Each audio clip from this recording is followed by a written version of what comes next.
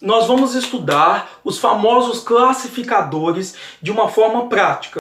Na maioria dos vídeos, nós falamos da importância do uso dos classificadores e nós vamos ver. Eles são configuração de mãos que especificam e retratam visualmente as ideias nas línguas de sinais. A maioria dos classificadores, eles são icônicos. Este é o sinal de icônico, ou a mão em I. Por exemplo, o verbo cair.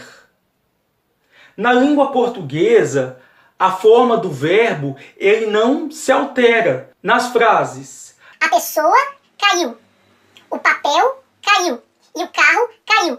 Em todos esses elementos, o verbo ele permaneceu o mesmo, na sua mesma forma. Só que nós sabemos, no nosso imagético, que uma pessoa cai de um jeito diferente de um carro, que cai de um jeito diferente de um papel. Contudo, as línguas de sinais possuem uma forte ligação com o imagético, ou seja, é necessário representar estes elementos da forma com que acontecem. Vejamos, o papel. Esse é o sinal de papel.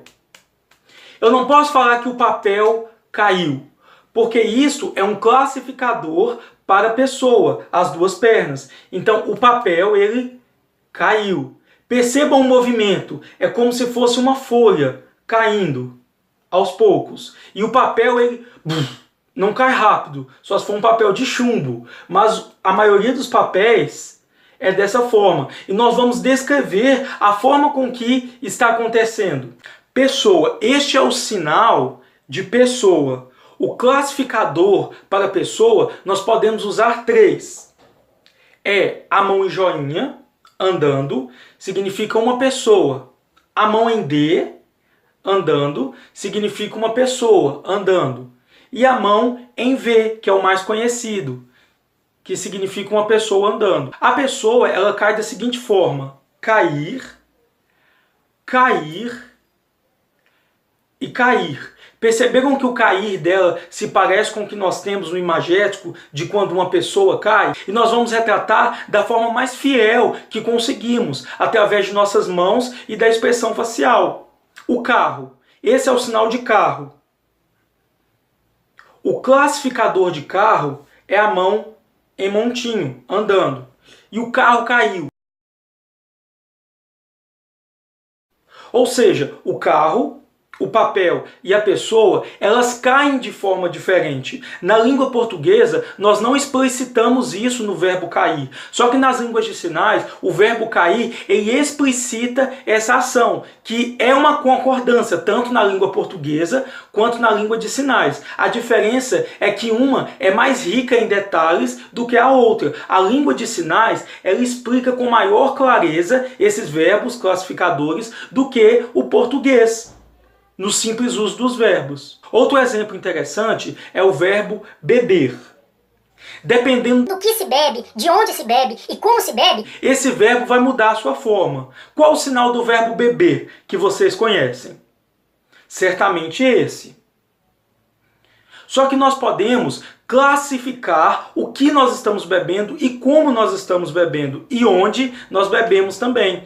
Por exemplo, beber água do rio com a mão. Eu não posso sinalizar beber dessa forma. Se é água do rio, eu sinalizo o rio, água por todo lado, uma pessoa se abaixando e com a mão leva a boca. Esse sinal, nesse contexto, classifica o verbo beber.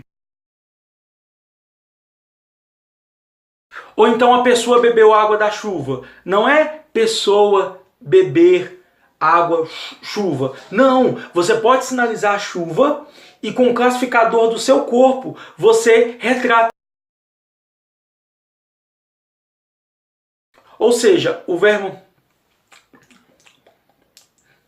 Isto é, o verbo beber, ele se adapta conforme o que você bebe. Beber café na xícara, esse é o sinal de café. Beber no copo. Beber no bico da garrafa. Aí sim, esse classificador. Perceberam? É uma retratação fiel do nosso imagético que nós assimilamos pelas nossas experiências. Muito usado no contexto musical e em diversas traduções é o ato de duas pessoas andarem, duas pessoas se encontrarem. Nós podemos sinalizar da seguinte forma. Com a mão em V para baixo, é apenas uma pessoa. Só que se você colocar a mão em V para cima, se torna duas pessoas caminhando juntas. Em 3, 3 pessoas. Em 4, 4 pessoas. Por isso o sinal de fila. Este é o sinal de fila, que é como se tivesse várias pessoas, uma atrás da outra. E, por exemplo, cortar a fila. Tem a fila, aí uma pessoa sai daqui de trás e vem. Viu que nós usamos o espaço e determinamos que a pessoa saiu e chegou? Isso é uma informação visual e depende dos classificadores, para que nós possamos passar com a maior fidelidade. Então, a mão em V para cima, duas pessoas, as duas mãos em D, duas pessoas caminhando juntas, duas pessoas caminhando separadas, e a mão em joinha. Quando você encosta dessa forma, é o sinal do verbo seguir ou acompanhar. Por isso que no contexto religioso, o sinal de cristão é a mão em C, de Cristo, e uma pessoa atrás, com esse movimento. Ou seja, seguir a Cristo, ser um cristão. Esses classificadores nos dão imensas possibilidades. Nós precisamos de lembrar da aula, da utilização do espaço, que foi a aula passada, que ela se relaciona intimamente com o movimento desses classificadores e o que nós determinamos no espaço. E nós não podemos esquecer, para enriquecer, também dos advérbios de modo. Por exemplo, caminhou desanimado. Caminhou triste. A pessoa caminhou feliz.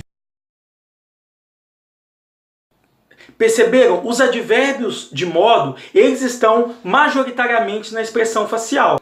Eu vou deixar na descrição desse vídeo o link da música Velha Infância para que vocês possam observar alguns classificadores e utilização do espaço e também um material complementar sobre classificadores. É muito importante que você assista, ok? Se gostou dessa aula, deixe seu joinha, se inscreva no canal, isso nos dá uma força gigante.